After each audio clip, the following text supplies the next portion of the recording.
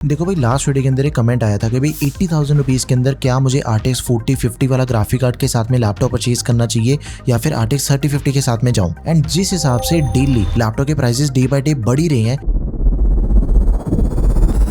तो उस अकॉर्डिंग ये जो क्वेश्चन आपने पूछा वो बिल्कुल ही सही है। आज की इस वीडियो के अंदर आपके सारे डाउट्स क्लियर हो जाएंगे कि गेमिंग लैपटॉप अंडर 80,000 रुपीज़ के अंदर कौन सा लैपटॉप सबसे बढ़िया रहेगा। एंड मान लो मेरी तरह किसी यूजर ने गेमिंग के साथ ही हाई प्रोडक्टिविटी वाले काम करने हैं, फोटो एडिटिंग करना चाहते हो, वीडियो एडिटिंग करना चाहते हो, म्यूजिक प्रोडक्शन करना चाहते हो, AI पे आपने काम करना है, लोकल LLM मॉडल्स आप रन करना चाहते हो ना, वो सारी चीजें भी आप मेरे बताए हुए लैपटॉप पे कर सकते हो। लेकिन लैपटॉप परचेज करने से पहले हमें ये समझना होगा कि 6GB RTX 4050 की जो परफॉर्मेंस है वो 6GB RTX 3050 के कंपैरिजन में अराउंड 40 to 50% ज्यादा बढ़िया है। चाहे गेमिंग है चाहे एडिटिंग है, RTX 4050 बहुत बढ़िया परफॉर्मेंस निकाल के देता है। लेकिन लैपटॉप चेक करने से पहले आपको ये भी समझना होगा कि RTX 3050 वाले जो गेमिंग लैपटॉप है, जो कि आज से कुछ टाइम पहले तक 60 से 70 हजार रुपए के अंदर मिल रहे थे, आज की डेट में आपको वही लैपटॉप 80,000 रुपीज के अंदर मिल रहे हैं, बिकॉज लैपटॉप के प्राइसेस काफी बढ़ चुके हैं। तो RTX 4050 वाले लैपटॉप 80,000 रुपीज के अंदर मिलना भी नेक्स्ट टू इम्पॉसिबल हो चुका है। बट डोंट वरी, मैं आपको वो भी बताऊंगा कि कौन सा लैपटॉप आपको परचेज करना चाहिए। लेकिन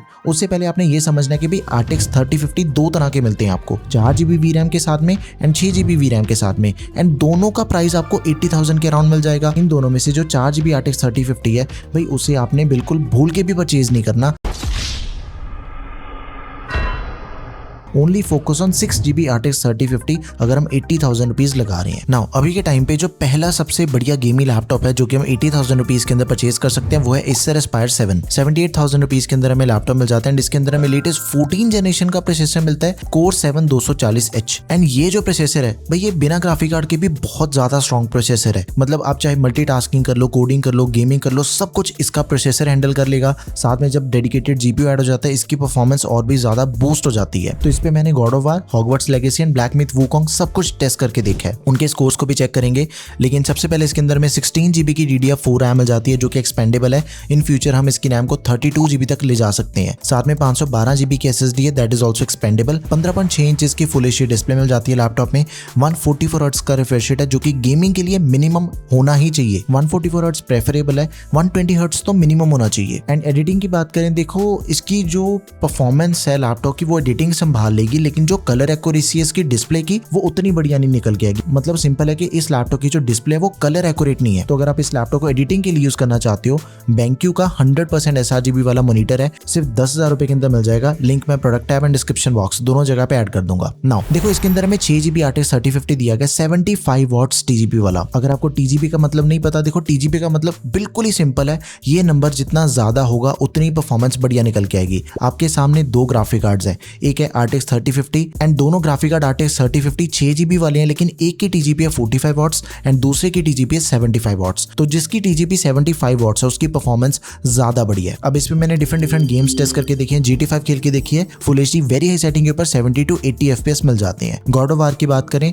फुल HD हाई सेटिंग पे DLSS ऑफ करने पे फ्रेम जनरेशन ऑफ है, 55 से 65 FPS निकाल के दे रही है गेम एंड कोई ज्यादा फ्रेम ड्रॉप्स नहीं है एंड गेम प्ले भी स्मूथ है हाई सेटिंग पे। हॉगवर्ट्स लेगेसी खेल के देखी, उसके बाद मैंने फुल HD अल्ट्रा सेटिंग पे ray tracing of, DLSS of, frame generation of, 70 FPS मिल रहे हैं। After that black myth Wukong full HD medium setting पे रे ट्रेसिंग ऑफ है, DLSS ऑफ है, फ्रेम जनरेशन ऑफ है, 35 FPS मिल रहे हैं and DLSS on करने के बाद यहाँ पे मुझे 45 FPS मिल रहे हैं। नाउ गेमिंग अगर आपको इसकी समझ आ गई तो एडिटिंग समझ लेते हैं एक बारी। आराम से आप 4K लेवल तक की एडिटिंग इस पे कर सकते हो, प्रीमियर प्रो, न्यूक, फोटोशॉप जैसे सारे सॉफ्टवेयर्स पे। मान लो आप 2 से 3 मिनट की कोई वीडियो बना रहे हो, 6-7 लेयर तक की एडिटिंग इजीली संभाल लेता है। एंड यही मैंने एडिट भी करके देखा, 3 मिनट की वीडियो 6-7 लेयर वाली, 6 मिनट के आसपास इसका रेंडर टाइम लगा। तो एडिटिंग वाइज बढ़िया लैपटॉप है, लेकिन अगेन इसकी जो कलर एक्यूरेसी है वो आपको एडिटिंग वाली नहीं मिलेगी, उसके लिए मॉनिटर परचेज करना पड़ेगा। एंड जैसे लैपटॉप के प्राइसेस बहुत ही ज्यादा फ्लक्चुएट हो रहे हैं अभी के टाइम पे, भाई अगर इसका प्राइस कुछ और मिला आपको डिस्क्रिप्शन बॉक्स एंड फ्लिपकार्ट पे, तो भाई मुझे गालियां मत निकालना। Amazon एंड फ्लिपकार्ट दोनों जगह पे प्राइसेस को कंपेयर करने के बाद ही लैपटॉप परचेज करना आपने। अब ये Lenovo Log देखो, गेमिंग को बाद में देखेंगे, लेकिन सबसे पहले इसकी डिस्प्ले को समझ लेते हैं, जो कि एडिटिंग के लिए एकदम ही परफेक्ट डिस्प्ले, बिकॉज इसकी डिस्प्ले के अंदर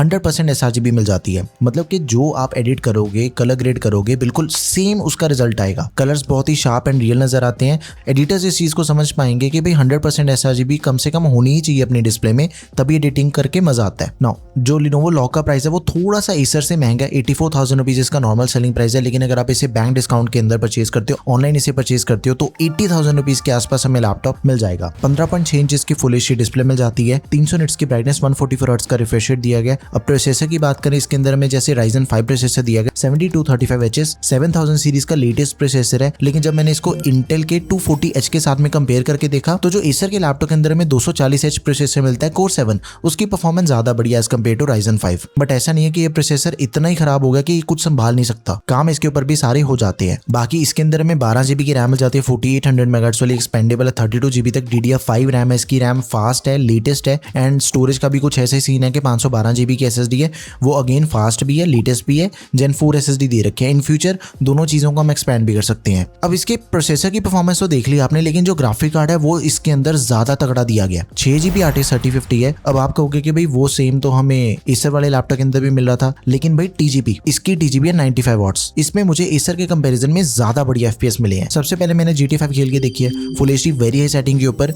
VSync ऑफ करने पे 150 FPS मिल रहे हैं, VSync ऑन करने पे 140 FPS मिल रहे हैं। एंड उसके बाद मैंने Valorant खेल के देखी, CPU फोकस गेम है, लो सेटिंग पे 290 FPS मिल रही है, हाई सेटिंग फुल एचडी पे मिल रहे हैं, VSync ऑफ करने के बाद 250 FPS। एकदम ही सिंपल चीज है। अगर तो CPU इंटेंसिव गेम्स खेल रहे हो GTA 5 Valorant जैसी, तो फिर Acer Aspire के अंदर ज्यादा बढ़िया FPS मिलेंगे। और अगर आप GPU इंटेंसिव गेम्स खेल रहे हो, फिर लॉक की परफॉर्मेंस ज्यादा बढ़िया निकल के आती है, like God of war, black myth, Wukong. लेकिन भाई जब हम गेमिंग करते हैं, हम ये चीज देख के थोड़ी गेमिंग करते हैं कि भाई CPU वाली खेल रहा हूँ कि GPU वाली खेल रहा हूँ, कि दोनों ही लैपटॉप के अंदर आपको परफॉर्मेंस का 19-20 का फर्क मिलेगा। कोई गेम Acer के अंदर ज्यादा बढ़िया चल रही है, कोई लॉक के अंदर ज्यादा बढ़िया चल रही है। That's it. आई होप कि आपको तीनों लैपटॉप समझ में आ चुके होंगे। सभी लैपटॉप्स के बाइंग लिंक्स फ्लिपकार्ट के आपको मिलेंगे, product tab and description box में मिलेंगे Amazon के। तीनों में से आप किसी को भी परचेज कर सकते हो, लेकिन इस लैपटॉप को देखे बिना परचेज नहीं करना। लेकिन अभी आपने फाइनल डिसीजन नहीं बनाना, उससे पहले आपको डेल का लैपटॉप चेक करना पड़ेगा, G15। भाई इसके अंदर आपको 1 TB की स्टोरेज मिल रही है, MS ऑफिस मिल रहा है लैपटॉप में।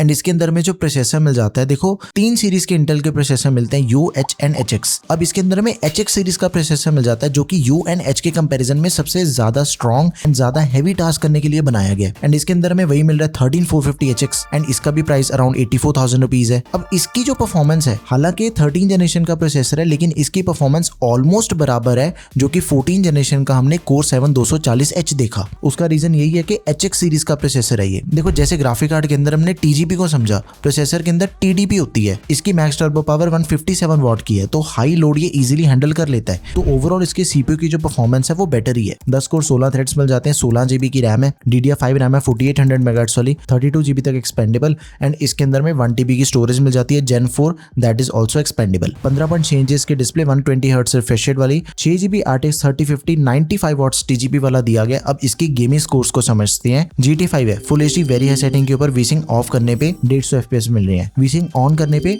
120 FPS मिल रहे हैं। अब देखो ये तो बात हुई वेरी हाई सेटिंग की, सब कुछ सेम हाई सेटिंग पे मिल रहे हैं 190 FPS, VSync ऑन करने पे 120 FPS मिल रहे हैं। एंड ये जो साइबरपंक है, इस पे मैंने डिफरेंट सेटिंग्स के ऊपर गेमिंग करके देखी है। देखो फुल एचडी हाई सेटिंग पे DLSS परफॉर्मेंस पे है तो 90 FPS मिल रहे हैं, अल्ट्रा परफॉर्मेंस पे तो 115 FPS मिल रहे हैं, DLSS ऑफ करने के बाद 50 FPS मिल रहे हैं। अब आप ये बोलोगे टेकम भाई सब कुछ तो सेम है, लेकिन फिर भी FPS का इतना डिफरेंस क्यों आ रहा है Lenovo लॉक के कंपैरिजन में? देखो उसका रीजन है प्रोसेसर, जो कि मैंने आपको बताया था कि इसका जो प्रोसेसर है वो लॉक से ज्यादा तगड़ा है। हालांकि दोनों के अंदर हमें ग्राफिक कार्ड सेम मिल रहे हैं 95 वॉट्स TGP वाले, लेकिन इसका प्रोसेसर ज्यादा बढ़िया, इसलिए इसकी परफॉर्मेंस ज्यादा बढ़िया निकल के आ रही है। RTX 4050 वाला लैपटॉप बता रहा हूँ आपको, RTX 4050 वाले बाकी सारे लैपटॉप आपको 1 लाख या फिर उससे महंगे मिलते हैं। एंड 2-3 साल तक इनके प्राइसेस ऐसे बढ़ने वाले हैं। अब इस लैपटॉप को देखो, Acer Aspire 7, इसके ऊपर आपको 80,000 रुपीज के अंदर कुछ नहीं मिलता। 4050 दिया गया, अंडर 80,000 रुपीज हमें लैपटॉप इजीली मिल जाता है। एंड इसके अंदर में Core 5 210H प्रोसेसर दिया गया है, जो कि 240H से थोड़ा सा वीक है, लेकिन ग्राफिक कार्ड देखो भाई 4050 दिया गया है,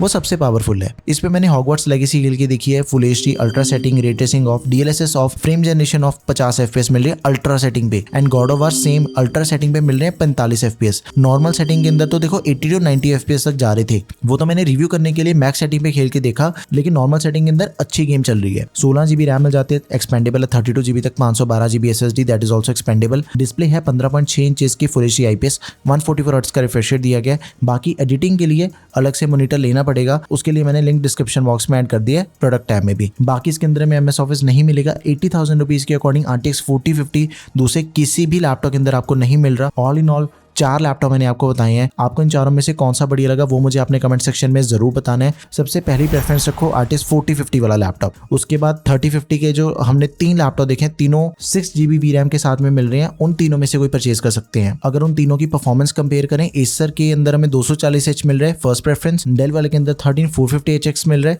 सेकंड प्रेफरेंस, एंड थर्ड पे आपने रखना है Lenovo Log को। बाकी अगर फिर भी कोई क्वेरी या कोई भी क्वेश्चन बाकी बचा आपका, let me know in the comment section. That's all for this video guys. Thank you for watching the video. Peace out.